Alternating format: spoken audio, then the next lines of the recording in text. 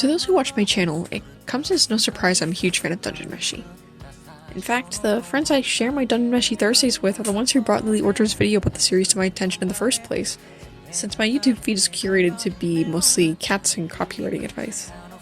When I saw the rating from the end of her video through a Twitter link my friend showed me, I was immediately up in arms. Every con is built upon a complete misunderstanding of the series, and are generally just bad faith criticisms.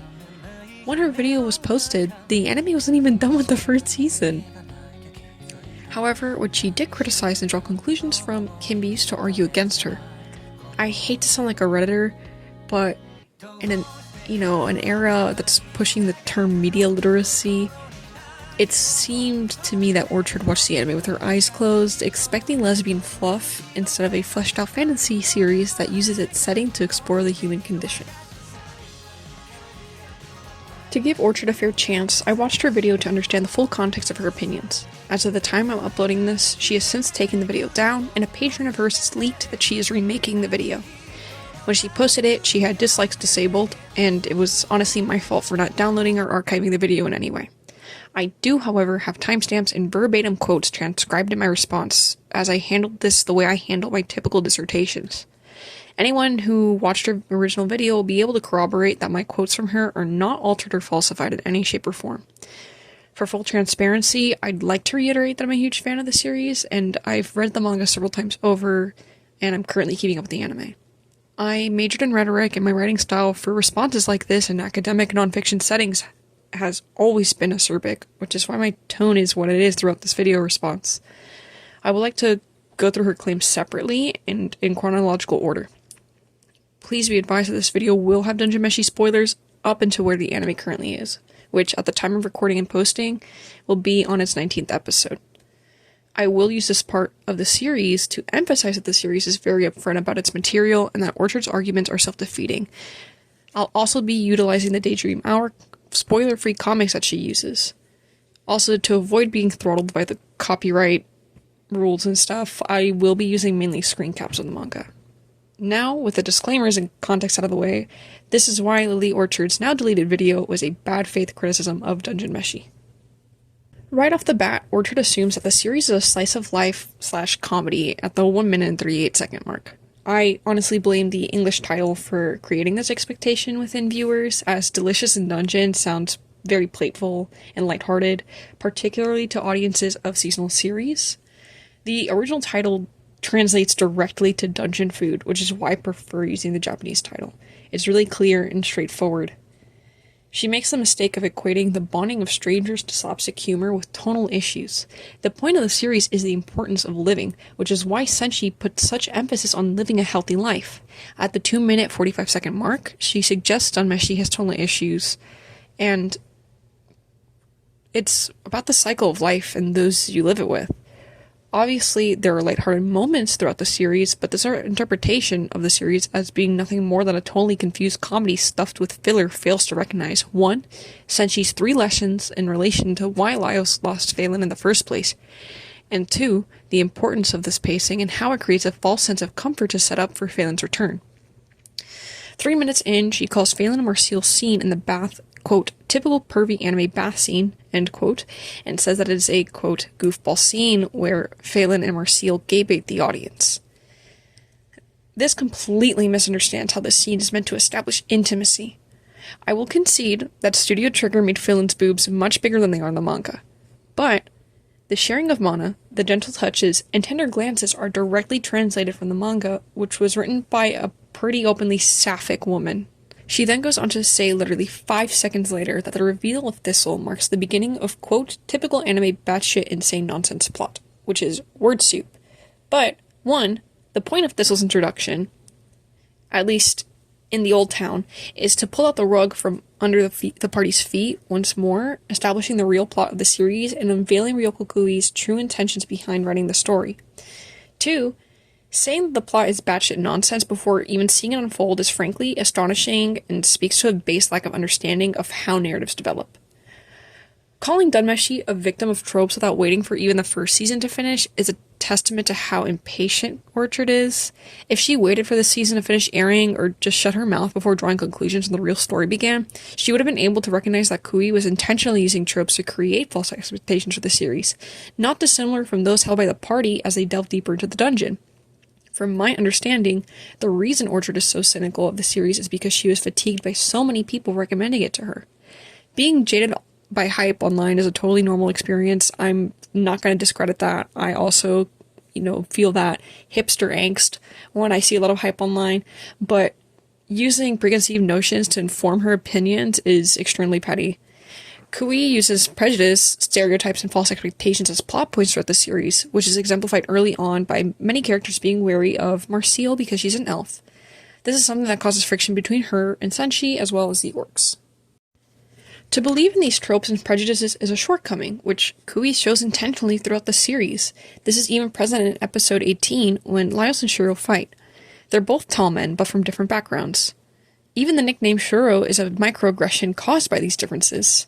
Shuro, his real name being Toshiro, comes from a noble family and a close culture, while Laios grew up uncivilized on a farm, and it heavily implies to be autistic because of how he was treated by his village growing up. At the 4-minute and 50-second mark, Orchard says that Laios is, quote, the most generic motherfucker she's ever seen, once again failing to recognize this is what Kui intended to comment on in the first place. Laios, much like Will from Baldur's Gate 3, is meant to appear average. Even Kabru, the master analysis guy, assumes as much of his observations. This is continuously disproven as the series progresses, and even Laios believes this, stating several times over he wishes the dragon ate him for his mediocrity and averageness instead of his talented sister. However, it is because of his interest in knowledge that the plot can progress, which also feeds back into the tensions among the cast. 6 minutes in, Orchard bemoans Laios' subdued emotions. This is something explicitly explored by Kui.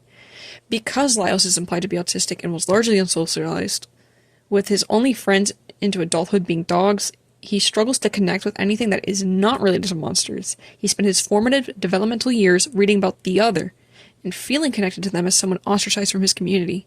It is even revealed that Laios cares more for monsters than he does for his fellow humans, underscoring how this otherness has bonded him to monsters and has allowed himself to hide behind them. Now, this is a nitpick, but at the 6 minute and 55-second mark, she complains that Phelan, quote, can't be bothered to open her eyes most of the time. Phelan canonically has poor eyesight and is squinting most of the time, which is something made extremely obvious when she gets transformed into a chimera and has her eyes wide open. Orchard's argument defeats itself when she implies that Meshi is derivative of fantasy series like Baldur's Gate. Referring back to my earlier point that Kui is intentionally critiquing fantasy tropes, it's evident that Kui is drawing inspiration from the genre and creating something allegorical. The reason for the utilization of the prejudices held by each race, along with the way monsters or others, acts as a dynamic response to racism, ableism, and sexism, both in fantasy and the real world. The fact that I have to clarify that depictions of these tropes do not equate to endorsement in the year that media literacy has become the new buzz term on social media is kind of insane to me.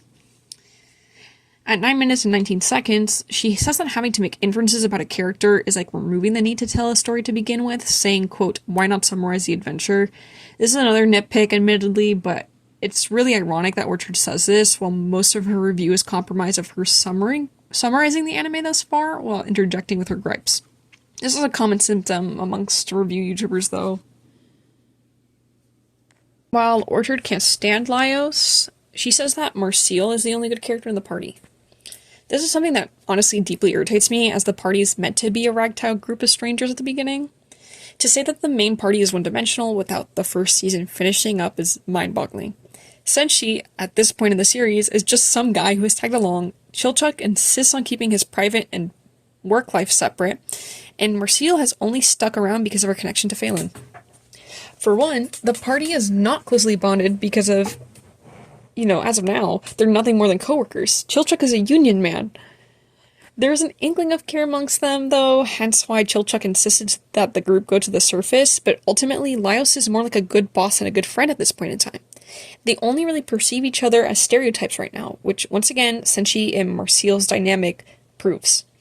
This is also notable in how the party infantilizes Chilchuck, despite his constant pleas for them not to, and his insistence that he's an adult. And in the Doppelganger episode. The Doppelgangers look like caricatures of each race, with Laios's lookalikes being extremely tall, Chilchuck's looking like children, Senchi's strong-faced counterpart, and the absurd high elf meant to represent Marseille. It's important that the party is initially distant, as the story allows them to understand each other through shared experiences. While likely unintentional by Kui, Dungeon Meshi is an example of social penetration theory in action. This theory proposes that, quote, as relationships develop, interpersonal communications moves from relatively shallow, non-intimate levels to deeper, more intimate ones. This is mirrored by the party growing more familiar with each other with each level that they traverse deeper into the dungeon. Funnily, this theory is also often referred to as onion theory by communication theorists, which is really fitting for the series. When Orchard begins nitpicking that the rest of the party isn't as averse to monster cuisine as Marseille, she once again fails to acknowledge the cultural differences within the party. I won't spoil as to why Marseille holds such a disdain for the food, but since she has been living in the dungeons for a decade cooking monsters, Laios', quote, weird obsession, end quote, is rooted in his established special interest, as the book that developed this fixation not only explored monster biology and ecosystems, but their flavor. Chilchuck is a half-foot and briefly opens up in the Treasure Book episode that it's not entirely uncommon to eat monsters, at least certain kinds of monsters in his homeland. This criticism from Orchard honestly reaffirmed my belief that she wasn't paying much attention to the show to begin with. At around the 12-minute mark, Orchard begins to suggest that it is only Marseille who cares about Phelan being digested. I'd just like to restate that aside from Laios, Marseille's the only party member close to Phelan, and Laios never expresses himself fully to the rest of the group outside of his determination to save her, but, as I mentioned earlier, is racked with guilt.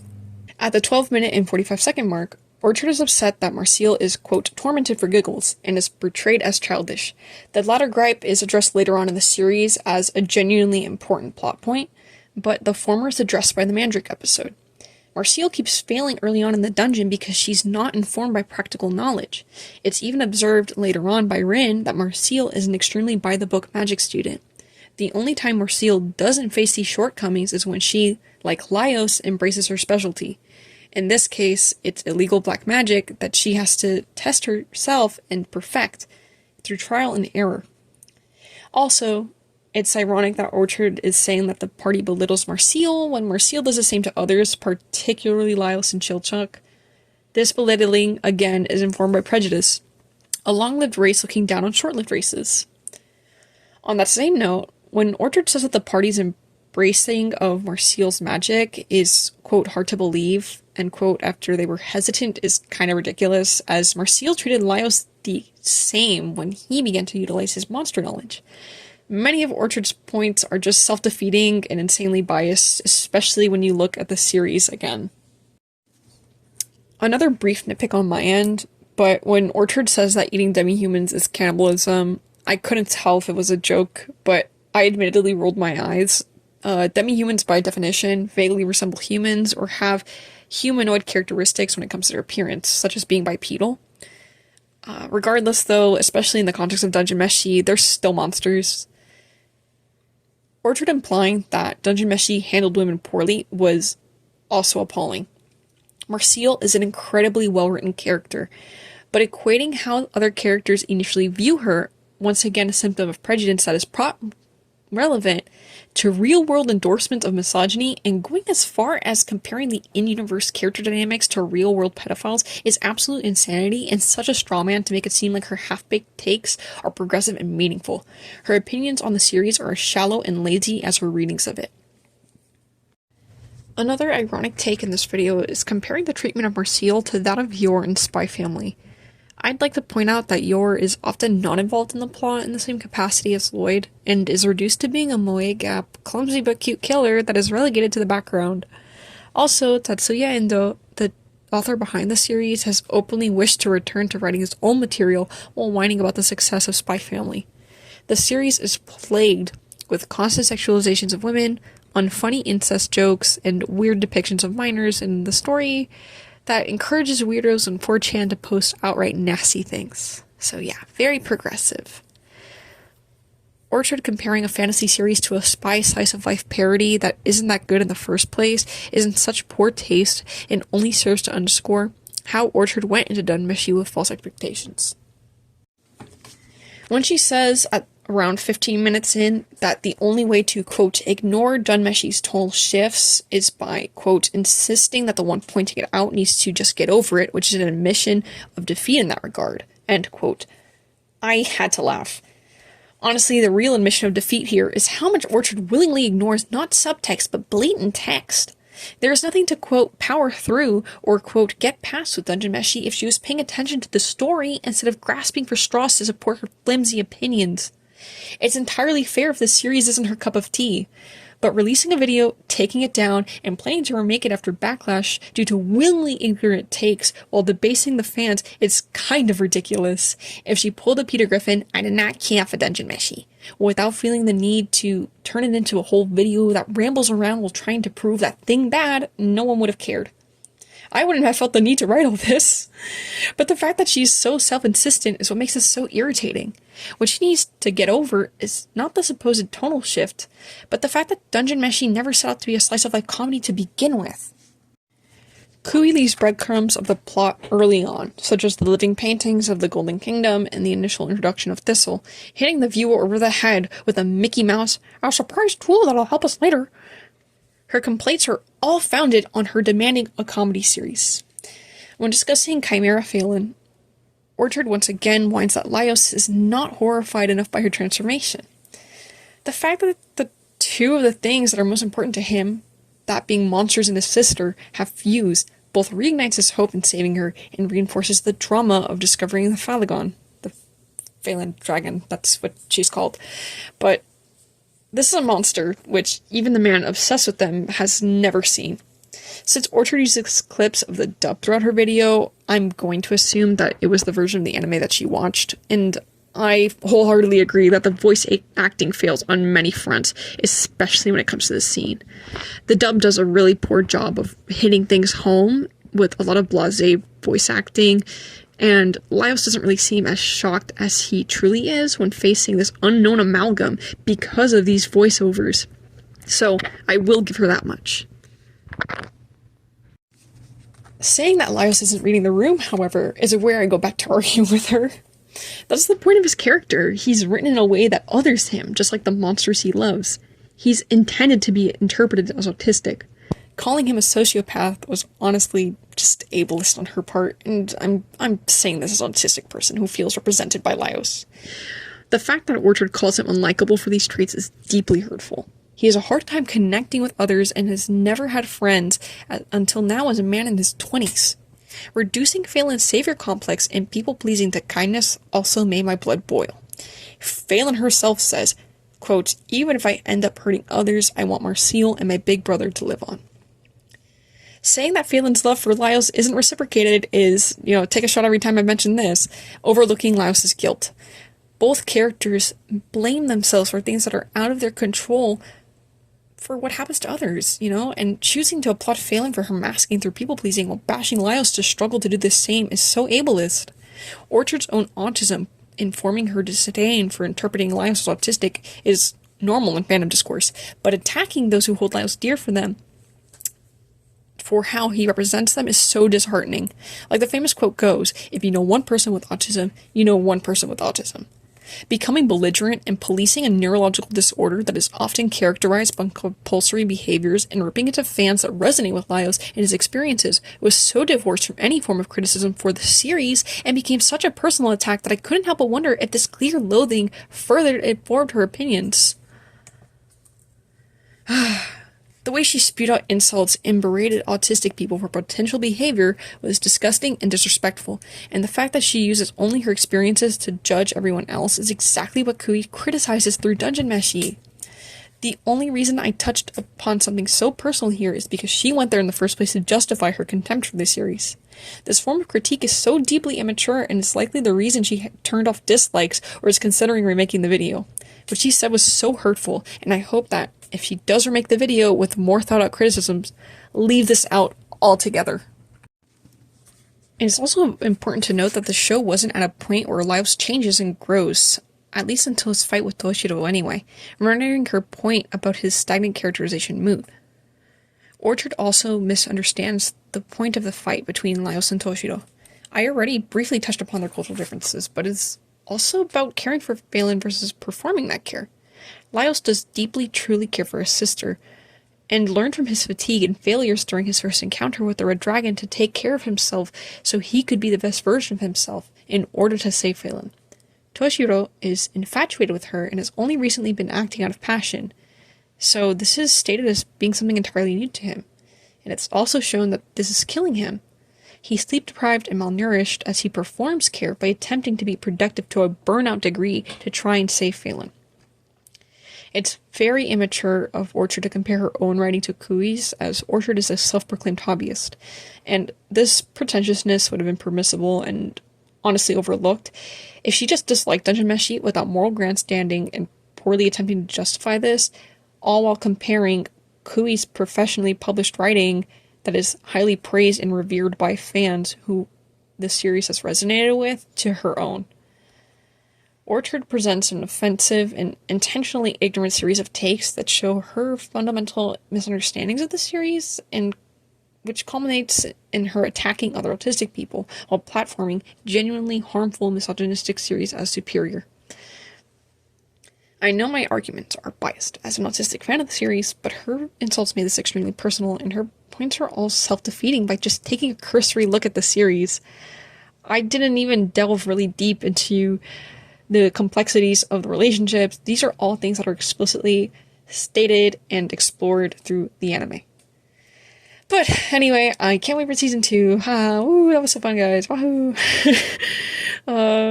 Thanks for watching and see you soon.